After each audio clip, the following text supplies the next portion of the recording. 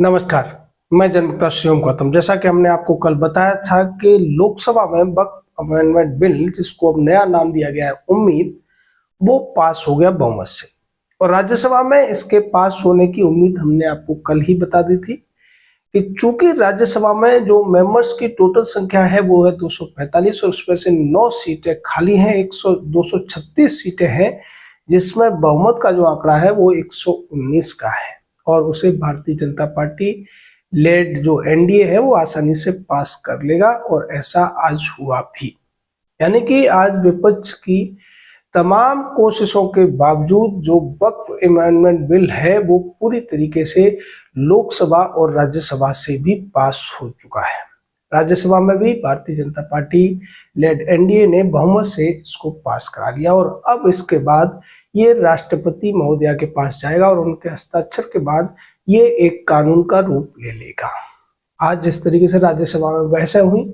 बातें लगभग वही सारी थी, उसी तरीके के कुतर्क पेश किए गए विपक्ष के द्वारा और उसी तरीके से सत्ताधारी पक्ष के द्वारा से उनका खंडन भी किया गया और नई कुछ बातें भी जोड़ी गई। जैसा हमने बताया था कि कल संबित पात्रा ने सच्चर कमेटी के हवाले से ये बताया था कि कितनी संपत्तियां थी, कितनी आमदनी थी, उसी बात को कई सदस्यों ने आज राज्यसभा में भी दोहराया। लेकिन यहाँ सबसे ज्यादा विचारणीय और सबसे ज्यादा उल्लेखनीय जो घटनाएं हुई वो थी अभिषेक मनु सिंघवी और कपिल सिब्बल जैसे धाकड़ वकीलों की भारी बेइज्जती होना। जब ये दोनों लोग अपने तमाम कुतर्कों के माध्यम से कुछ अपना प्रभाव नहीं छोड़ पाए, तो पहले अभिषेक मनु सिंघवी ने कहा कि देखिए, आप इस बिल को अगर पास भी करा लेंगे तो ये 2-4-5 साल में असंवैधानिक घोषित हो जाएगा, जिसको लेकर राज्यसभा के सभापति यानी कि उपराष्ट्रपति जगदीप धनखड़ ने बहुत ज्यादा उन पर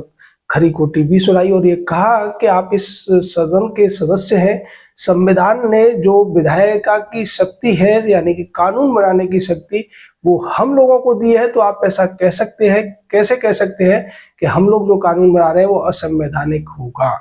आप इसकी बेइज्जती कर रहे हैं और सदन की गरिमा का आपको ध्यान नहीं है। इस पर माफी मांगते हुए या सफाई देते हुए नजर आए सिंघवी और ये कहते नजर आए कि नहीं, मेरा कहने का मतलब ये नहीं था। और इसके साथ साथ किरण रिजिजू ने भी उन पर तीखा हमला बोला और ये कहा कि आप इस तरीके की बात करके देश को गुमराह करने की कोशिश कर रहे हैं। इसके बाद वही स्थिति कपिल सिब्बल की आई। कपिल सिब्बल ने तमाम सुप्रीम कोर्ट के केसेस का हवाला देते हुए कहने की कोशिश की कि सुप्रीम कोर्ट ये कह चुका है कि वक्फ बाई एक्ट भी माना जाएगा, लेकिन वो ये भूल गए कि सुप्रीम कोर्ट या जो हाई कोर्ट्स होते हैं वो कोई भी केस डिसाइड करते हैं तो जो लॉ अवेलेबल होता है उसके आधार पर करते हैं। तो अभी तक 2013 का ये वक्फ एक्ट चल रहा था, या जो संशोधन था वो चल रहा था, इसलिए सुप्रीम कोर्ट ने ऐसा फैसला दिया। लेकिन अब जब बदलाव हो जाएगा तो सुप्रीम कोर्ट को उस बदलाव के जो नए उपबंध होंगे, जो नया कानून बनेगा, उसके दायरे में, उसके प्रकाश में फैसलों को देना पड़ेगा। ये कपिल सिब्बल भी भूल गए और कपिल सिब्बल ने और भी तमाम कुतर्क दिए जिनका जोरदार तरीके से किरण रिजिजू ने और साथ ही साथ निर्मला सीतारमण ने भी काफी विरोध किया। सिब्बल ने यह कहा कि जिस तरीके से यह कहा जा रहा है कि जो वक्फ बोर्ड है उसके पास बहुत ज्यादा 8 लाख से ज्यादा संपत्तियां हैं, तो मैं ये बताना चाहता हूं कि तमिलनाडु, तेलंगाना और जो आंध्र प्रदेश के जो देवस्थानम ट्रस्ट है उनके पास बहुत संपत्ति है। इसका जवाब देते हुए निर्मला सीतारमण ने स्पष्ट किया कि ये वो झूठी बातें कर रहे हैं। ये जो ट्रस्ट है वो देवस्थानम के नहीं है, यहाँ बल्कि ये राज्य सरकारों के अधीन है। और यहाँ पर कपिल सिब्बल एक तरफ तो उनका हवाला दे रहे हैं और दूसरी तरफ अगर केंद्र सरकार वक्फ को लेकर कोई कानून बना रही है तो उसका विरोध भी कर रहे हैं। यानी कि ये लोगों को गुमराह करने की कोशिश कर रहे हैं देवस्थानम या तिरुपति देवमाला जो ट्रस्ट है उसको लेकर। इस पर कपिल सिब्बल ने कहा कि नहीं, मेरा मतलब ये नहीं था। यानी कपिल सिब्बल की भी बहुत ज्यादा बेइज्जती हुई। इसके बाद किरण रिजिजू ने कहा कि सिब्बल साहब, आपने आरोप तो लगा दिए हैं, अब उसका जवाब सुनने के लिए आप यहाँ बैठेंगे नहीं, इसलिए अब मेरा जवाब सुन लीजिए। तो किरण रिजिजू ने भी तमाम उनके जो द्वारा झूठ फैलाने की कोशिश की थी कपिल सिब्बल के द्वारा, उसका जवाब दिया गया। और इस तरीके से आज कांग्रेस की तरफ से पहले वकालत करने वाले और देश को गुमराह करने वाले ये जो 2 वकील थे वो जिस तरीके से राज्यसभा को ब्लैकमेल करने की कोशिश करते हुए भी नजर आए। जैसा सिंघवी ने कहा या सिब्बल ने कहा कि हम इस कानून को सुप्रीम कोर्ट में असंवैधानिक ठहरवा देंगे। हालांकि उन्होंने सुप्रीम कोर्ट का नाम तो नहीं लिया, लेकिन उनके कहने का मतलब यही था कि आप लोग इस कानून को पास कर भी लेंगे तो साल 2 साल या 4-5 साल में ये असंवैधानिक घोषित हो जाएगा। लेकिन ऐसा होना लाजमी नहीं है, क्योंकि सुप्रीम कोर्ट को भी कानूनों के आधार पर ही काम करना होता है और कानून हमेशा संसद से ही पास होते हैं। लेकिन इन लोगों को ये भ्रम है कि सुप्रीम कोर्ट में इनकी जो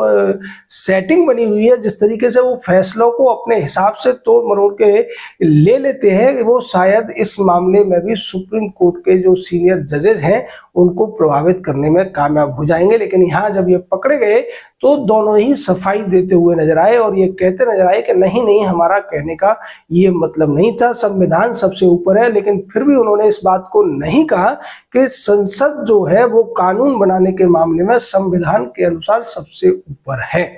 यानी ये लोग जो राज्यसभा है उसको ये धौंस देते हुए नजर आए कि हम बहुत बड़े वकील हैं और सुप्रीम कोर्ट के आजकल जो ज्यादातर सीनियर जजेस हैं वो हमारे इशारों पर काम करते हैं। आप अगर यहाँ से कोई कानून पास कर भी लेंगे तो हम उसको सुप्रीम कोर्ट में चैलेंज करेंगे और इसकी पूरी संभावना है कि ये राष्ट्रपति द्वारा जब हस्ताक्षर के बाद ये जो वक्फ अमेंडमेंट बिल है जब कानून बन जाएगा तो ये पूरा का पूरा जो गिरोह है वो सुप्रीम कोर्ट में पहुंचेगा और इसको लेकर तमाम PIL डाली जाएंगी, जिस पर सुप्रीम कोर्ट की जो अब तक की एक परंपरा रही है उस हिसाब से जल्द ही सुनवाई भी शुरू हो जाएगी। लेकिन उससे कोई फर्क नहीं पड़ने वाला है, क्योंकि कानून बनाने का जो अधिकार है, जो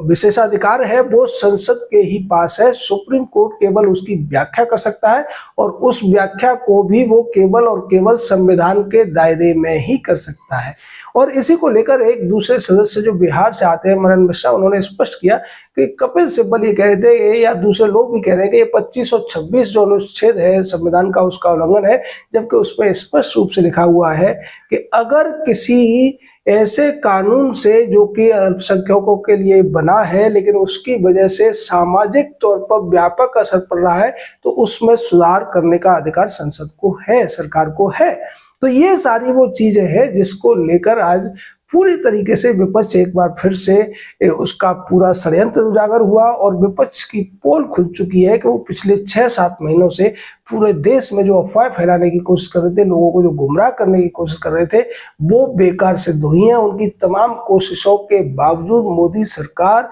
इस बिल को पहले लोकसभा से और अब राज्यसभा से पास कराने में कामयाब हुई है।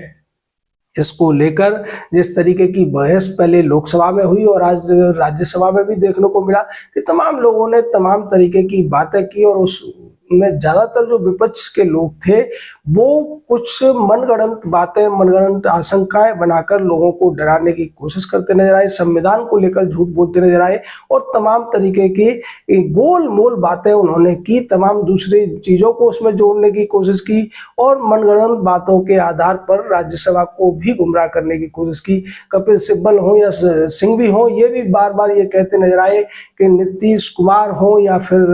चंद्रबाबू नायडू हो या जयंत चौधरी हो या फिर चिराग पासवान हो, इनको जनता के सामने जाना है और उन्हें ध्यान रखना चाहिए कि देश तोड़ने के वालों के साथ में या अल्पसंख्यकों का हित का पूरी तरह से हनन करने वालों के साथ वो खड़े हुए नजर आए। यानी कि ये इमोशनल स्पीच देकर इन लोगों को गुमराह करते हुए नजर आए, लेकिन पूरी तरीके से ये लोग एक्सपोज हो गए और उसका नतीजा वही हुआ जिसकी कल से ही उम्मीद की जा रही थी कि ये उम्मीद का जो बिल है, जिसका नया नाम अब उम्मीद रख दिया गया है, शॉर्ट फॉर्म उम्मीद है इसकी, तो ये उम्मीद जगाई थी और इसी उम्मीद से हमने कल ही कह दिया था कि ये राज्यसभा से पास हो जाएगा और वैसा ही हुआ। इस तरीके से मोदी सरकार ने 2 दिन के भीतर जिस कामयाबी के साथ इस बिल को पास करा लिया है, अब विपक्ष के तोते उड़ गए हैं। और एक और बहुत बड़ी बात इस पूरे बिल के दौरान हुई कि राहुल गांधी जो पूरे देश में अपने आप को अल्पसंख्यकों का, पिछड़ों का, दलितों का हितैषी कहने का दम भरते नजर आते थे, वो इस बिल पर एक भी लाइन नहीं बोले हैं। वो लोकसभा के मेंबर है और लोकसभा में वो एलओपी है, लेकिन उन्होंने इस बिल पर बोलना उचित नहीं समझा क्योंकि वो कुछ ज्यादा बोल ही नहीं सकते थे, बल्कि उनके जो दूसरे चिंटू पिंटू थे वो इस पर बोलते हुए नजर आए। चाहे राज्यसभा की बात की जाए तो यहाँ खड़गे बोलते नजर आए, और अगर लोकसभा की बात की जाए तो वहां उन्होंने गोगोई को सबसे बड़ा हथियार बनाया था। और यहाँ एक और चीज थी कि कपिल सिब्बल जब बोल रहे थे तो वो अपने को निर्दलीय दिखाने की कोशिश कर रहे थे, जबकि वो सपा के विधायकों के दम पर जीत कर आए हैं और उन्हें कायदे से सपा का सांसद शो होना चाहिए, लेकिन वो ऐसा नहीं कर रहे थे। ये एक सोची समझी रणनीति के तहत किया जा रहा था। तो पूरा ये जो बहस चली या जो भी चर्चा चली, इसमें तर्क कुतर्क भी हुए और उन कुतर्कों को भी धता बताकर राज्यसभा ने मुहर लगा दी है अब इस वक्फ अमेंडमेंट बिल के ऊपर। और उसके बाद से वक्फ को लेकर तमाम जो भ्रांतियां थी, तमाम जो अनियमितताएं थी, अब वो दूर हो जाएंगी। इसकी उम्मीद हम इस नए वक्फ के जो बिल है, उम्मीद उससे कर सकते हैं। जय हिंद, जय भारत।